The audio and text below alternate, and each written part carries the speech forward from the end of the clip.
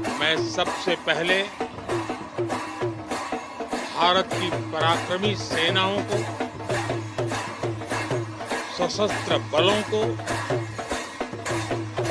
हमारी खुफिया एजेंसियों को,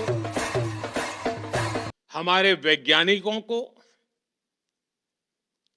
हर भारतवासी की तरफ से सैल्यूट करता हूं। हमारे वीर सैनिकों ने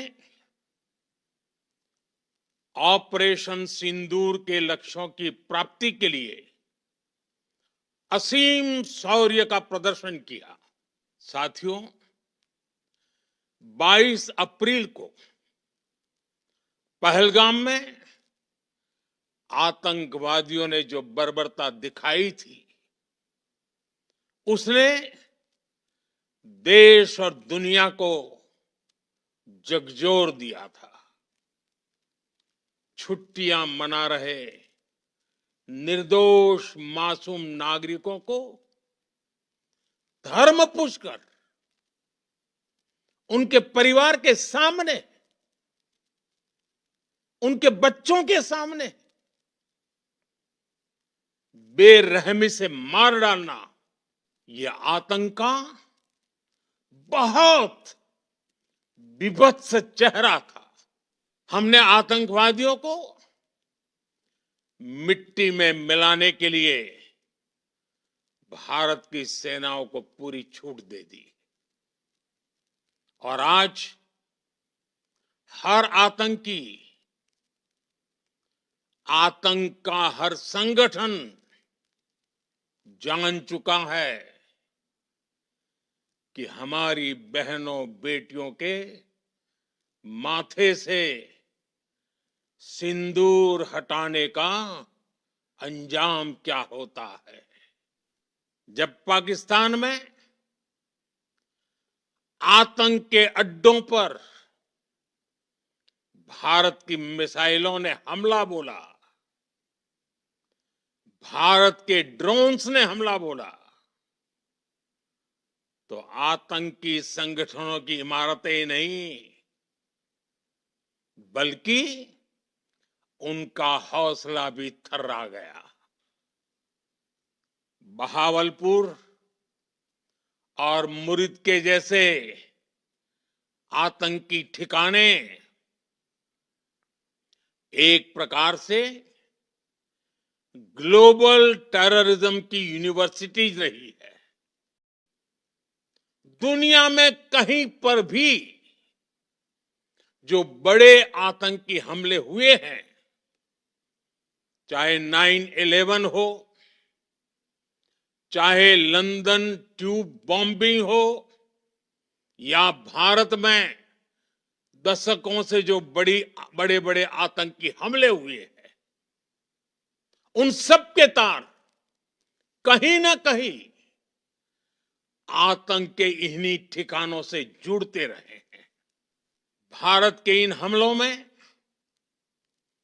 100 से अधिक खूंखार आतंकवादियों को मौत के घाट उतारा गया है। भारत की इस कार्रवाई से पाकिस्तान घोर निराशा में गिर गया था, बौखला गया था, और इसी बौखलाहट में उसने एक और दुस्साहस किया। आतंक पर भारत की कार्रवाई का साथ देने के बजाय पाकिस्तान ने भारत पर ही हमला करना शुरू कर दिया। दुनिया ने देखा कि कैसे पाकिस्तान के ड्रोन्स, पाकिस्तान की मिसाइलें भारत के सामने तिनके की तरह बिखर गई। भारत के सशक्त एयर डिफेंस सिस्टम ने उन्हें आसमान में ही नष्ट कर दिया। पाकिस्तान की तैयारी सीमा पर वार की थी, लेकिन भारत ने पाकिस्तान के सीने पर वार कर दिया। पाकिस्तानी वायुसेना के उन एयरबेस को नुकसान पहुंचाया, जिस पर पाकिस्तान को बहुत घमंड था। भारत की आक्रामक कार्रवाई के बाद पाकिस्तान बचने के रास्ते खोजने लगा। 10 मई की दोपहर को पाकिस्तानी सेना ने हमारे डीजीएमओ को संपर्क किया। तब तक हम आतंकवाद के इंफ्रास्ट्रक्चर को बड़े पैमाने पर तबाह कर चुके थे। जब पाकिस्तान की तरफ से गुहार लगाई गई, पाकिस्तान की तरफ से जब ये कहा गया कि उसकी ओर से आगे कोई आतंकी गतिविधि और सैन्य दुस्साहस नहीं दिखाया जाएगा, तो भारत ने भी उस पर विचार किया। और मैं फिर दोहरा रहा हूं,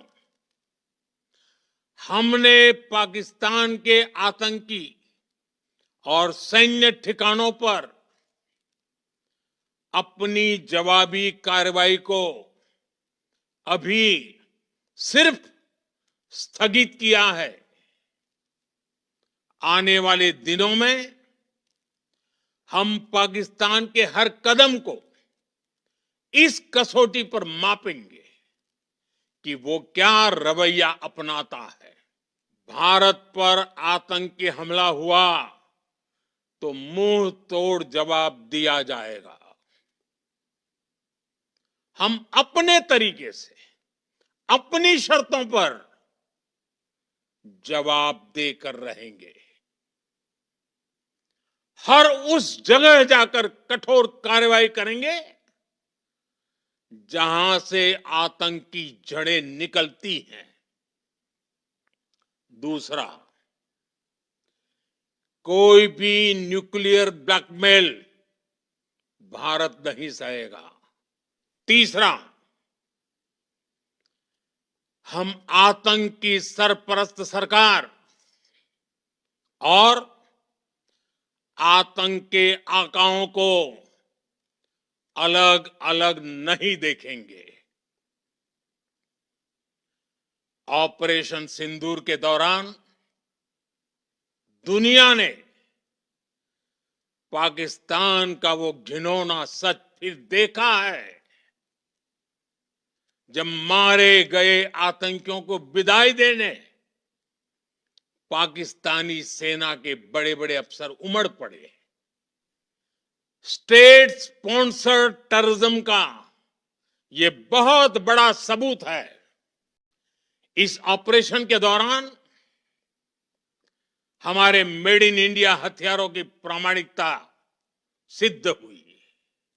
21वीं सदी के वॉरफेयर में made in India defence equipments, इसका समय आ चुका है। पाकिस्तान को अगर बचना है तो उसे अपने टेरर इंफ्रास्ट्रक्चर का सफाया करना ही होगा। अगर पाकिस्तान से बात होगी तो टेररिज्म पर ही होगी।